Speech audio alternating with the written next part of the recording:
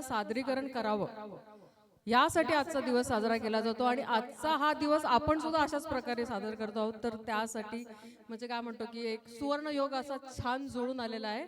आणि महत्त्वाचं सगळ्यात आजच्या दिवसाचं जे आपलं सेलिब्रेशन आहे, मी त्याला निवृत्ती समारंभ अजिबात म्हणणार नाही, म्हणून मी त्याचं नाव थोडंसं बदलून त्याला नवपर्व आरंभ दिलं. की निवृत्ती नसतेच, नवीन सुरुवात असते. कदाचित आता तुम्हाला काही नवीन सापडेल.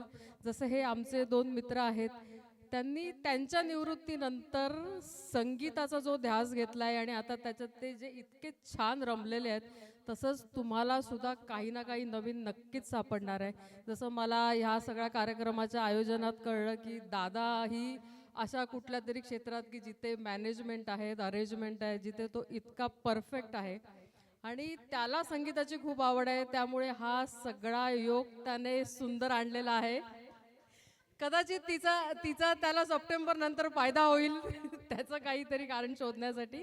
आणि गिरीशजी सॉरी शेळगीकर, उमेशजी कुंटे आणि मोहितजी तांडेल आणि कोणाचं आहे आणि नाही, अरे पूनमताईचा फोटोच नाही आहे. चौथा फोटो कुठे गेला? मी चारही फोटो दिले होते. पूनमताई पुराणिक चौथा फोटो मी त्याच्यातनं गायब झालेला आहे. आता ते संबंधितांना तुम्ही त्याचा जाब विचारावा. तर यांच्या आता यांच्या नवीन प्रवासाची सुरुवात म्हणून आपण आजचा हा दिवस खास इथे संगीताच्या माध्यमातून साजरा करणार आहोत. आणि त्याची सुरुवात आपल्याला आता उन्मेषजी त्यांच्या काही दोन व्यक्त करून करतीलच आणि त्यानंतर